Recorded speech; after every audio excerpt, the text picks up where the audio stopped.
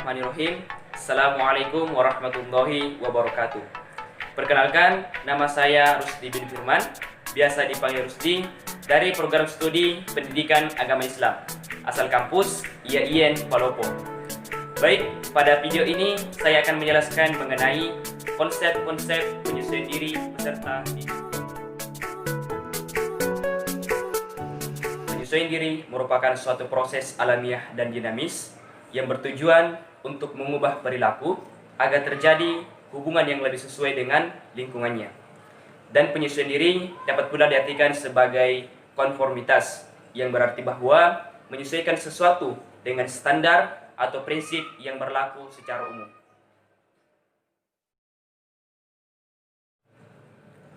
Dalam kenyataannya, tidak semua individu akan berhasil dalam melakukan penyesuaian diri. Hal ini disebabkan adanya rintangan atau hambatan tertentu yang menyebabkan ia tidak mampu menyesuaikan diri secara optimal.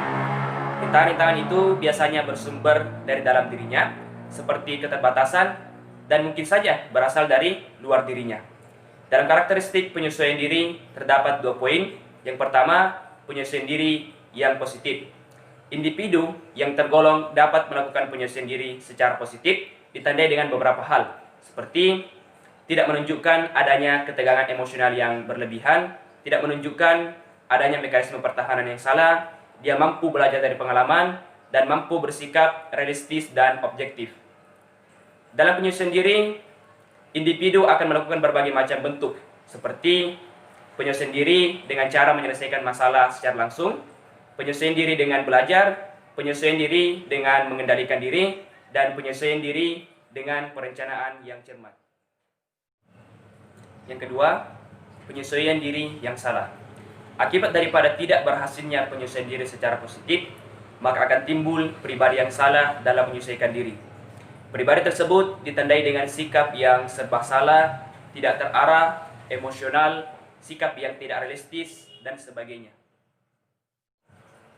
Ada 3 reaksi yang akan muncul apabila terjadi penyesuaian diri yang salah. Yang pertama, reaksi bertahan, di mana individu akan berusaha mempertahankan dirinya seolah-olah ia tidak sedang mengalami kegagalan. Ia akan berusaha menunjukkan bahwa dirinya tidak mengalami kesulitan. Contohnya seperti rasionalisasi, berusaha mencari kebenaran atas tindakannya yang salah, atau proyeksi, menyalahkan kegagalannya kepada orang lain. Yang kedua, yaitu reaksi menyerang. Individu yang salah penyesuaian akan menunjukkan sikap dan perilaku yang bersifat menyerang untuk menutupi kekurangan dan kegagalannya. Contohnya seperti selalu merasa dirinya paling benar, suka mengganggu orang lain, dia bersikap menyerang, merusak, dan sebagainya. Yang ketiga, reaksi melarikan diri. Dalam kondisi ini, individu akan berusaha untuk melarikan diri dari situasi yang menimbulkan konflik atau kegagalan lainnya, seperti banyak tidur, suka minuman keras, pecandu narkoba, dan bahkan bisa saja bunuh diri. Proses penyesuaian diri sangat dipengaruhi oleh faktor-faktor yang menentukan kepribadian itu sendiri, baik itu secara internal maupun secara eksternal. Adapun faktor-faktor yang mempengaruhi proses penyesuaian diri, yang pertama, faktor fisiologis. Kondisi fisik seperti struktur fisik dan temperamen sebagai disposisi yang diwariskan. Aspek perkembangannya secara intrinsik berkaitan erat dengan susunan tubuh. Kesehatan dan penyakit jasmani juga akan berpengaruh terhadap penyesuaian diri. Hal ini menandakan bahwa gangguan jasmani yang diderita oleh seseorang juga akan berpengaruh terhadap proses penyesuaian dirinya. Yang kedua, faktor psikologis. Banyak faktor psikologis yang mempengaruhi kekuatan penyesuaian diri, seperti pengalaman, hasil belajar, kebutuhan-kebutuhan, aktualisasi diri, frustasi, depresi, dan sebagainya. Yang ketiga, faktor perkembangan dan kematangan. Dalam proses perkembangan, respon berkembang dari respon yang bersifat instinktif menjadi respon yang bersifat dari hasil belajar dan pengalaman.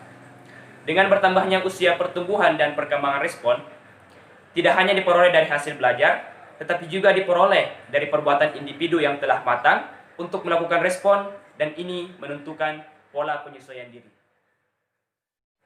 Yang keempat, faktor lingkungan. Berbagai lingkungan seperti lingkungan keluarga, sekolah, masyarakat, budaya, dan agama akan berpengaruh kuat terhadap proses penyesuaian diri individu. Dan yang kelima, faktor budaya dan agama. Dalam proses penyesuaian diri individu meliputi lingkungan keluarga, sekolah, masyarakat, secara bertahap juga dipengaruhi oleh faktor-faktor kultur agama. Lingkungan kultur tempat individu berada dan berinteraksi juga akan menentukan pola-pola penyesuaian diri. Penyesuaian diri adalah proses perkembangan individu guna mencapai keseimbangan diri dalam memenuhi kebutuhan yang sesuai dengan lingkungannya. Seperti yang kita ketahui bersama bahwa penyesuaian diri yang sempurna tidak akan pernah tercapai, karena penyesuaian diri lebih bersifat kepada suatu proses psikologi yang secara bertahap. Dan manusia akan terus berupaya untuk menemukan dan mengatasi tekanan diri dan tantangan hidup guna mencapai pribadi yang sehat. Karena pada dasarnya, penyesuaian diri melibatkan individu dengan lingkungannya. Adapun beberapa faktor lingkungan yang dianggap dapat menciptakan penyesuaian diri yang cukup sehat bagi remaja. Yang pertama, lingkungan keluarga yang harmonis. Apabila seorang individu itu dibesarkan di lingkungan keluarga yang harmonis, yang di dalamnya terdapat kasih sayang, saling respek, toleransi, dan rasa aman, maka pasti seorang individu akan dapat menyesuaikan diri secara sehat dan baik. Yang kedua, lingkungan teman sebaya. Menjalin hubungan yang erat, yang harmonis dengan teman sebaya sangatlah penting pada masa remaja. Suatu hal yang sulit bagi remaja adalah menjauh dan dijauhi oleh temannya. Remaja mengungkapkan kepada teman-temannya tentang apa yang tersimpan di hatinya, baik itu dari angan-angan, pikiran, dan perasaan-perasaannya. Ia akan mengungkapkan kepada teman sebayanya yang akrab secara bebas dan terbuka. Dan yang ketiga, lingkungan sekolah. Sekolah mempunyai tugas yang tidak hanya terbatas pada masalah pengetahuan dan informasi saja, tetapi juga mencakup tanggung jawab moral dan sosial yang secara luas dan kompleks. Demikian pula guru, tugasnya tidak hanya mengajar saja, tetapi juga sebagai pendidik, pembimbing, dan pelatih bagi murid-muridnya. Pendidikan modern menuntut guru untuk dapat mengamati perkembangan penyesuaian diri pada murid-muridnya, serta mampu menciptakan sistem pendidikan yang sesuai dengan perkembangan yang ada. Pada dasarnya, penyesuaian diri memiliki dua aspek. Yang pertama, penyesuaian pribadi. Penyesuaian pribadi adalah kemampuan seseorang untuk menerima diri agar tercapainya hubungan yang harmonis antara dirinya dengan lingkungan sekitarnya. Keberhasilan penyesuaian pribadi ditandai dengan tidak adanya rasa benci, tidak ada keinginan untuk lari dari kenyataan, atau tidak percaya terhadap potensi dirinya, dan begitupun sebaliknya. Dan yang kedua, yaitu penyesuaian sosial. Dalam kehidupan di masyarakat, terjadi proses saling mempengaruhi antara satu sama lain yang terus-menerus dan silih berganti.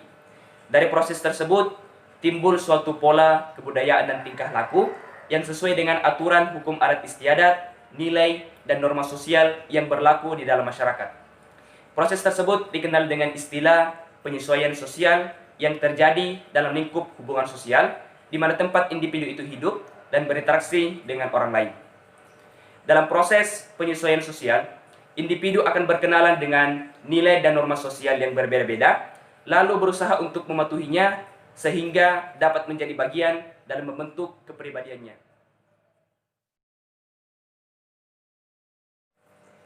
Lingkungan sekolah sangat berpengaruh besar terhadap perkembangan jiwa remaja.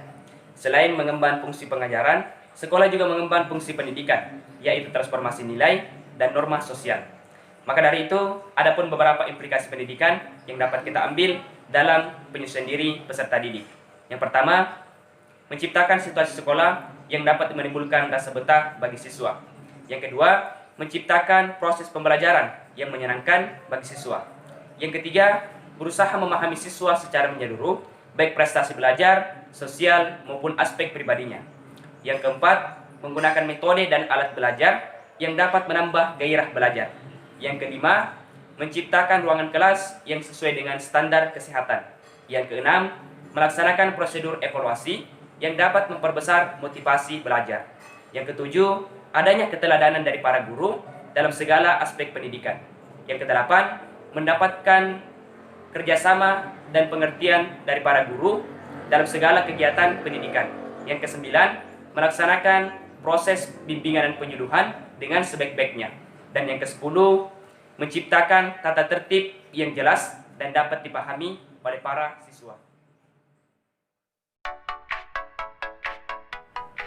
Itulah tadi beberapa penjelasan materi tentang konsep-konsep penyesuaian diri peserta didik. Semoga apa yang saya sampaikan ini dapat bermanfaat bagi kita semua. Kurang dan lebihnya mohon dimaafkan. Syukron, jazakumullahu khair. Wassalamualaikum warahmatullahi wabarakatuh.